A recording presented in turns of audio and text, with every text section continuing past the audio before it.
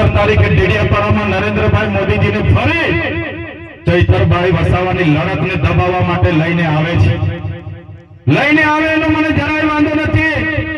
અમે વડાપ્રધાન શ્રીને મારી ધરતી પર આવકારીએ છીએ, પણ જે પ્રકારે એ લોકો અમને દબાવે છે કે તમારે 15 તારીખે વડાપ્રધાન સાથે વડાપ્રધાનના હસ્તે ભાજપમાં જોડાવાનું છે, અને એ લોકોએ કીધું કે અમારો ટાર્ગેટ છે તમને 15 તારીખે વડાપ્રધાનના હસ્તે જોડી દઈશું, નહીં તો જેલ જવું પડશે. ત્યારે ભાજપના નેતાઓને કહેવા માંગુ છું, તમે 15 તારીખે અમને જોડવાની વાત તો દૂર, તાલુકા જિલ્લા પંચાયતની ચૂંટણી આવતા તમારા 1 લાખ કાર્યકરોને હું આમ આદમી પાર્ટીમાં જોડી દઈશ. પબ્લિક ભેગી કરવા માટે ડેડિયાપાડા, સાગબારા, વાલિયા, ઝઘડિયા, નેત્રંગ, નાંદોદ ગામડે ગામડે જાય છે. આ લોકો કહે છે તમારા ચૈતરભાઈ મોદી સાહેબના હસ્તે 15 તારીખે જોડાવાના છે, બધા આવી જજો, બધા જોવા આવજો. ત્યારે હું એમને કહેવા માંગુ છું, ચૈતરભાઈ ભાજપમાં જોડાવાના નથી, ચૈતરભાઈ ભાજપને તોડવાના છે, તોડવાના છે. સાથીઓ, મને સામાન્ય બાબતમાં જેલમાં નાખી દીધો. આદિવાસીનો દીકરો છું એટલે ભૂપેન્દ્ર પટેલને નથી ગમતું, હર્ષદીને નથી ગમતું. આદિવાસીઓ માટે કેમ બોલે છે? આદિવાસીઓની મીટિંગો છોટાઉદેપુરમાં કેમ કરે? એને જેલમાં નાખો. એક સામાન્ય બાબતમાં મને જેલમાં નાખી દીધો. કોઈ વાત નહીં, કોઈ વિવાદ નહીં, અને મને સેન્ટ્રલ જેલમાં 80 દિવસ રાખવામાં આવ્યો, અંધારી કોટડીમાં રાખવામાં આવ્યો, ડરાવવામાં આવ્યો, ધમકાવવામાં આવ્યો, અને કહેવામાં આવ્યું કે તમને તમે 2 વર્ષ સુધી રાખીશું, 3 વર્ષ સુધી રાખીશું, જ્યાં સુધી તમે અમારી સાથે આવા નહીં માનો ત્યાં સુધી રાખીશું. પણ આ ચૈતરભાઈ તમારો દીકરો એમનાથી ડર્યો નથી, અને તમારી બધાના આશીર્વાદથી, તમારા બધાના સહકારથી, તમારા બધાની પ્રાર્થનાથી, ઉપરવાળાની દયાથી, કુદરતની મહેરબાનીથી આ ચૈતરભાઈ વસાવા આજે છૂટીને તમારી વચ્ચે આવીને ઉભો છે. તમારો બધાનો હું ખૂબ ખૂબ આભાર પણ માનું છું. ત્યારે સાથીઓ, હું નાનો માણસ છું, અવારનવાર ભાજપમાં લઈ જવા માટે દબાણો કરે, ભાજપના ના જઈએ એટલે જેલ કરાવે, ખોટા કેસ કરે, પરિવારને જેલમાં નાખે, અમને હેરાન કરે. પણ જ્યાં સુધી મારી માતાઓના આશીર્વાદ મારા પર છે, જ્યાં સુધી મારા વડીલોના આશીર્વાદ છે, ત્યાં સુધી ભાજપની પોલીસમાં તાકાત નથી કે આ ચૈતરભાઈ વસાવાને દબાવી શકે. આ અમારી જનતાનો પ્રેમ છે. જ્યાં સુધી તમે અમારી સાથે છો ત્યાં સુધી ભાજપ અમને ટચ પણ નથી કરવાની. 1 વાર જેલ કરાવશે, 2 વાર જેલ કરાવશે, 3 વાર જેલ કરાવશે. પણ મારા વડીલો, મારી યુવાનો, મારી બહેનો, મારા માતાઓને મારે વિનંતી છે, સરકાર એમની બહુ મોટી છે, પોલીસ એમની છે, આર્મી એમની છે, કોર્ટ કચેરી એમની છે, કલેક્ટર એમના છે, ડીડીઓ એમના છે, એસપી એમના છે. આપણે એમની સાથે લડાઈ નથી કરવાની, પણ આવનારી તાલુકા જિલ્લામાંથી ચૂંટણીમાં તમારામાંથી સારા સારા યુવાનોને, સારા સારા વડીલોને તૈયાર કરી દો. આ તમારા દીકરાને જે હેરાન કર્યો છે એનો બદલો તમારે આવનારી તાલુકા જિલ્લા પંચાયતની ચૂંટણીમાં લેવાનો છે. એનો બદલો તમારે લેવો પડશે. કેમ કે જ્યારે મેં જેલમાં હતો ત્યારે એમના આ બાજુના સાંસદ અમારા રાજપીપળામાં આવીને કહેતા હતા, પેલો તમારો ચૈતર વસાવો જેલમાં છે, નથી છૂટવાનો, નથી છૂટવાનો, એનું પૂરું કરી નાખ્યું અમે. ત્યારે તમારા સાંસદોને, ધારાસભ્યોને હું કહેવા માંગુ છું, तुमको क्या लगता था नहीं लौटेंगे, तुमको क्या लगता था नहीं लौटेंगे, गलत. जब तक तोड़ेंगे नहीं तब तक छोड़ेंगे नहीं. हमको क्या अंडू पंडू गंडू झंडू समझ के रखा है क्या? ये चैतर वसावा, ये चैतर वसावा कभी झुकेगा नहीं. करारा जवाब मिलेगा, करारा जवाब मिलेगा. ત્યારે આ ભારતીય જનતા પાર્ટી 30 વર્ષથી શાસનમાં છે, કેન્દ્રમાં એમનું શાસન છે. અમારા લોકો નર્મદાનું પાણી જોઈ શકે છે, પણ પિયત માટે અમને મળતું નથી. અમારે યુવાનો ભણી ગણીને પરીક્ષાઓ આપે છે, એના પેપરો ફૂટી જાય છે, એની નવી નવી નીતિઓ કાઢે છે. આ વિસ્તારોમાં અમારા બાળકો ભણવા માંગે છે, શિક્ષક બનવા માંગે છે, કલેક્ટર બનવા માંગે છે, આઈએસ આઈપીએસ થવા માંગે છે. પણ અમારા વિસ્તારમાં શાળાઓમાં માસ્તરો નથી, શાળાઓના ઓરડાઓ નથી, આંગણવાડી નથી, અમારા નાના નાના બાળકો કુપોષણથી પીડાય છે। ત્યારે આદિવાસીઓને શિક્ષણ આપવાની જગ્યાએ, રોજગાર આપવાની જગ્યાએ, સિંચાઈનું પાણી મળે એની જગ્યાએ આજે વિકાસનો રથ લઈને આ લોકો ગામડે ગામડે ફરે છે। આજે બિરસા મુંડા ભગવાનની જન્મ જયંતિના નામે ગૌરવ યાત્રા કાઢતા કાઢતા ગામડે ગામડે ફરે છે અને કહે છે કે બિરસા મુંડા ભગવાનની 150મી જન્મ જયંતિ છે। એટલા માટે આ લોકો આજે નીકળ્યા છે, કેમ કે તમે બધા જાગી ગયા છો, તમને બધાને બિરસા મુંડા ભગવાનનો ઇતિહાસ ખબર પડી ગઈ છે, ટાટિયા મામાનો ઇતિહાસ ખબર પડી ગઈ છે, ગુરુ ગોવિંદજીનો ઇતિહાસ ખબર પડી ગયો છે। એટલે આપણા લોકોના મત હવે મળવાના નથી એમ કરીને આપણા ક્રાંતિકારીઓના ફોટા લગાડીને ગામડે ગામડે ફરે છે। એમના વડાપ્રધાન હમણાં કેવડી આવ્યા અને કીધું, અમારા આદિવાસી ભાઈ બહેનો તમારે આત્મનિર્ભર બનવાનું છે, આત્મનિર્ભર બનવાનું છે। અમારો આદિવાસી સમાજ અનાદિકાળથી આત્મનિર્ભર છે। વડાપ્રધાન બન્યા પછી 5400 કંપનીઓ તો વિદેશથી તમે લઈને આવ્યા છો। અમારો આદિવાસી સમાજ તો આત્મનિર્ભર જ છે। વડાપ્રધાન બન્યા પછી તમે 5400 વિદેશી કંપનીઓ લઈને આવ્યા છો। અમારા ઘરમાં જે સામાન આવે છે made in China, made in Taiwan, made in Korea, made in Japan, તો તમે વડાપ્રધાન બનીને શું ધંધા કરો છો? આપણને કહે છે લોકો કે ભાઈ એક પેડ માં કે નામ, આપણને બધાને સારી સારી ફૂલ ગુલાબી વાર્તાઓ બતાવશે। એક પેડ માં કે નામ રોપજો બધા, એક પેડ માં કે નામ। આપણે એક પેડ માં કે નામ રોપીએ છે અને જંગલ સાથેનો આપણો નાતો છે। એક પેડ નામે માં કે નામ કરી કરીને આ લોકોએ આખું જંગલ અદાણી કે નામ કરીને આ લોકોએ આપી દીધું છે। આખું જંગલ અદાણી કે નામ કરીને આપી દીધું છે। હમણાં જળ જંગલ જમીન આપણી પાસે જેટલું હતું એટલું તો આ સરકારોએ એમના ઉદ્યોગપતિ અદાણીને અંબાણીને આપી દીધું, ટોરેન્ટોને આપી દીધું।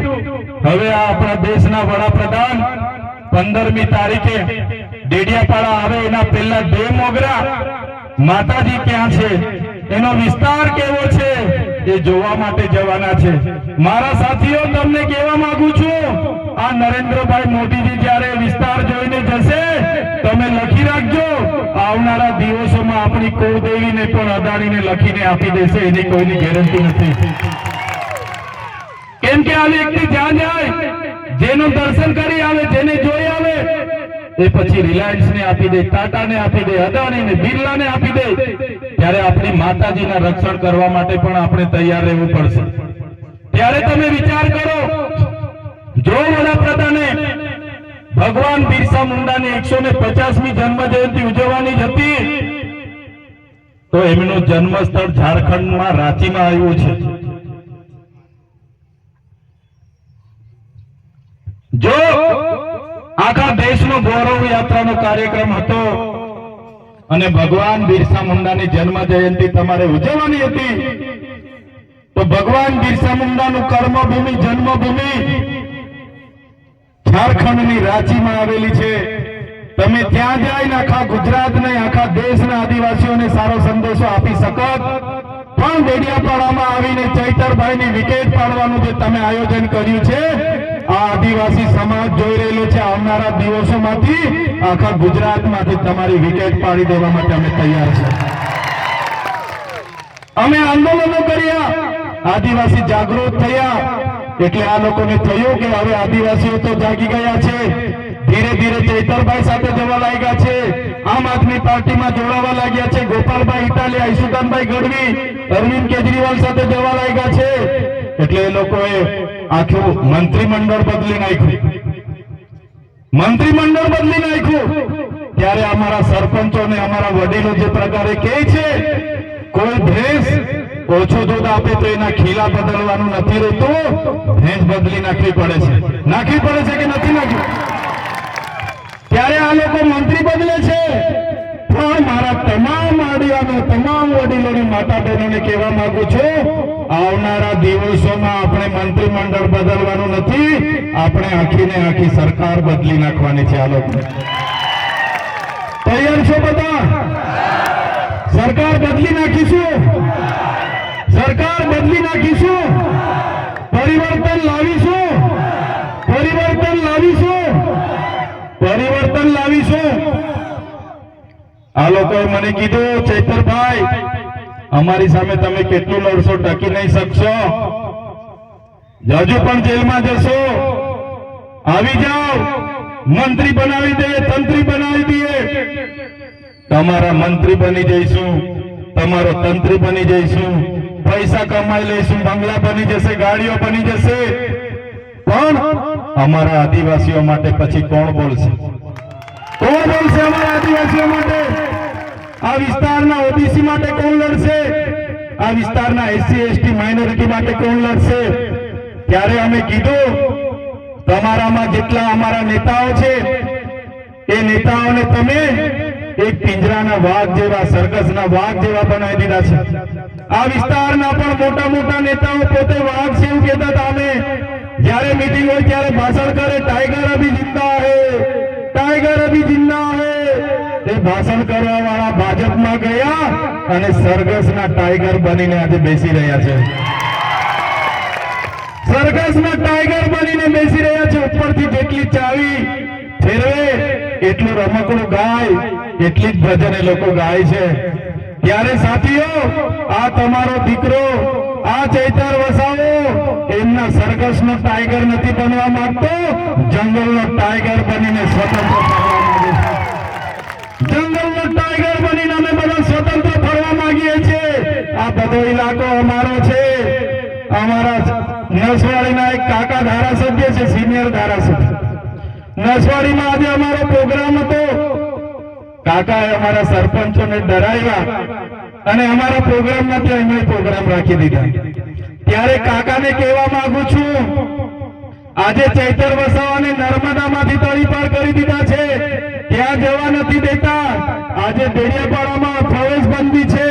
તમે નસવાડીમાંથી અમને કહેશો કે અહીંયાથી નીકળી જાઓ, પણ અમે આ ચૈતર વસાવા અમારી ટીમ અમારા લોકોના દિલોમાં રહે છે અને લોકોના દિલોમાંથી તમારી ભાજપની સરકાર અમને ક્યારે કાઢી નથી શકવાની, ક્યારે કાઢી નથી શકવાની. એનો પણ જવાબ આવનારા દિવસોમાં આપીશું. ત્યારે નવી વસાહતોના આગેવાનો મને રસ્તે મળ્યા. મારી સામે કહેતા હતા, સાહેબ અમે નર્મદાના નવી વસાહતના લોકો છે, અમે આ ધારાસભ્યના હુજે લાગ્યા, આ જ ભાજપના નનેતાઓને માની લીધું અને આજે અમારા દીકરા દીકરી અમને ખીજવાય છે, અમારો અધિકાર નથી મળ્યો. ત્યારે આ ભાજપના લોકોએ માત્ર ભાજપમાં જઈને ઊંચી આગળ કરવાનું જ કામ કર્યું છે. ત્યારે સાથીઓ, આવનારા દિવસોમાં તાલુકા અને જિલ્લા પંચાયતની ચૂંટણીઓ આવવાની છે. રાષ્ટ્રીય પાર્ટી છે આમ આદમી પાર્ટીનો મંચ તમને અમે આપીએ છીએ. આપણા આજે રતનસિંહભાઈ સરપંચ, ભંગિયાભાઈ સરપંચ, નવસિંહભાઈ સરપંચ અને તમામ સરપંચો તમારી સાથે છે. કોઈને ડરવાની જરૂર નથી. તમે રાતે કહેશો, રાતે અમે આવીને ઉભા થઈ જઈશું. ત્યારે તમારામાંથી સારા સારા વડીલો, સારા સારા યુવાનો, સારી સારી બહેનો આવનારા દિવસોમાં ચૂંટણી લડીને નગરપાલિકા હોય કે તાલુકા પંચાયતના પ્રમુખ બનીને તમારે આગળ જવાનું છે. સત્તા તમારે હાથમાં લઈ લેવાની છે. આ લોકોની તાકાત આ સત્તામાં છે. જે પ્રકારે આપણા વડીલોએ કીધું હતું, વાર્તાઓમાં આવતું હતું કે એક રાજા, એનો જીવ પોપટમાં હતો, એ જ પ્રકારે આ ભાજપના લોકોનો જીવ સત્તા અને ખુરચીમાં છે. તમે જાગી જાઓ, ખુરચી આપણે ખોચી લઈએ, સત્તા આપણે ખોચી લઈએ એટલે આ ભાજપના રાજા ઓટોમેટિક ઘરે બેસી જવાના છે. તૈયાર છો તમે? સત્તા ખોચી લેવાની છે. તૈયાર છો બધા? જય આદિવાસી. ત્યારે આ વિસ્તારના 28 ગામના લોકોને પણ કહેવા માંગુ છું અને બીજા વિસ્તાર હાથેશ્વર હોય, આંબા ડુંગર હોય કે આ વિસ્તારના ઓરસન પટ્ટાના લોકો હોય, તમામ લોકોને કહેવા માંગુ છું, કોઈને ડરવાની જરૂર નથી. કોઈ પણ બહારનો વ્યક્તિ, ભાજપનો વ્યક્તિ તમને ડરાવે તો ખાલી આદિવાસી તરીકે એકવાર કિક્યારી પાડીને અભેગો કરી દેજો, આખું ગામ ભેગું થઈ જશે. એ લોકોને આપણે દોડતા કરી દઈશું. અભેગો આવડે છે ને બધાને? આપણા વડીલોએ જ આપણને શીખવ્યું છે. ગામમાં ઓબો કરી દેજો, અમે બધા દોડીને આવી જઈશું. એ આરએસએસ વાળા હશે કે ભાજપ વાળા હશે, એમને ઊભી પછડી અહીંથી અમે ભગાવી દઈશું. ત્યારે બધા જ લોકોને વિનંતી કરું છું, આપણી અસ્મિતા, આપણી સંસ્કૃતિ અને આપણી જે આદિવાસીની અસલિયત છે એ આપણે જાગૃત કરવું પડશે. અમે એટલા માટે આ પાર્ટીમાં જોડાઈને આગળ વધી રહ્યા છે. ભાજપ વાળા અમને પણ બોલાવે છે, આવો તમે સત્તા અને પૈસા કમાઓ. અમને સત્તા અને પૈસાનો મોહ નથી.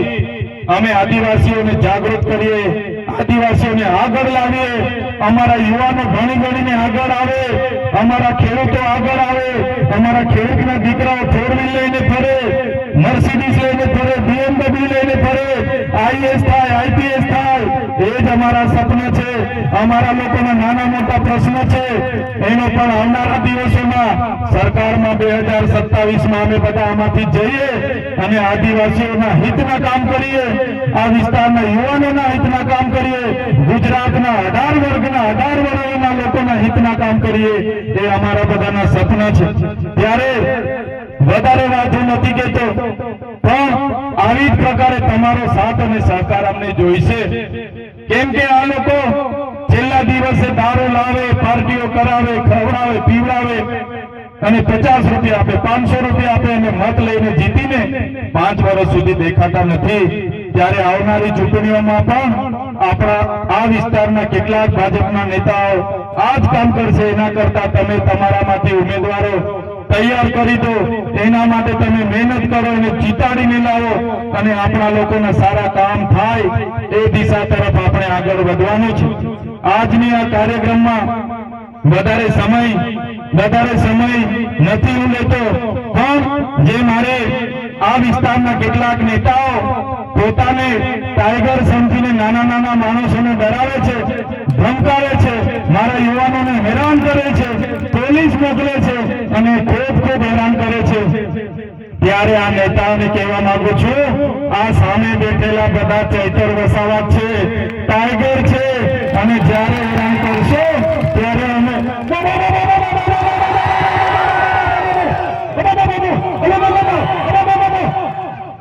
આ અમારી તાકાત અમે આવનારા દિવસોમાં બતાવીશું ને. તૈયાર છો બધા? ધન્યવાદ. જય આદિવાસી. અહીં મારો વક્તવ્ય પૂરું કરું છું. તમામ વડીલો, માતા બહેનો, મીડિયાના મિત્રો, પોલીસ મિત્રો, તમામ લોકોનો ખૂબ આભાર માનું છું. ધન્યવાદ. જય આદિવાસી, જય જોહાર, જય ભારત. ખૂબ સરસ સાહેબ.